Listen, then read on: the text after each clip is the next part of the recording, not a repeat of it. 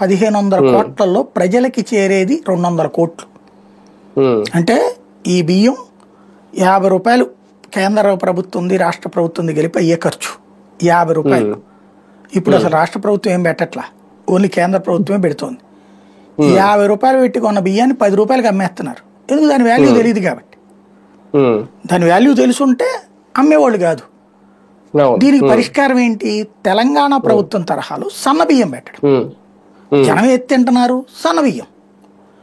సన్న బియ్యం ప్రభుత్వంగా 50 రూపాయలకి ఇవ్వడం పెద్ద కష్టమే కాదు అసలు అని అడిగితే. ఎందుకంటే ప్రైవేట్గా మనం కొనుక్కుంటే 60 రూపాయలకి వస్తుంది, పాత బియ్యం అయితే 70 రూపాయలకి వస్తుంది. కొత్త బియ్యం 50 రూపాయలకి కష్టమేం కాదు, తీసుకుంటుంది ప్రభుత్వం. ఇప్పుడు వాళ్ళకి ఎంత ఇస్తున్నారు? వాళ్ళకి ఎంతకు అమ్ముతున్నారు? 2,500 అమ్ముతున్నారు ఒక 100 కిలోల బస్తా ధాన్యం. అది 70 కిలోల బియ్యం వస్తుంది. 100 కిలోల బస్తా 200 కిలోలు అనుకుందాం. 200 కిలోలు ఈ లెక్కను చూస్తే 5,000 రూపాయలు. 400 కిలోలు 10,000 రూపాయలు, అంతే కదా. 400 కిలోలకి ఎన్ని వస్తున్నాయి? 4 ఏళ్ళు 28 కిలోలు వస్తాయి. ఇది 280 కిలోల బియ్యం వస్తాయి. 280 కిలోలు 10,000 అవుతున్నది అంటే 28 రూపాయలు పడుతుంది, అంతే కదా. 28 రూపాయలు పడుతుంది.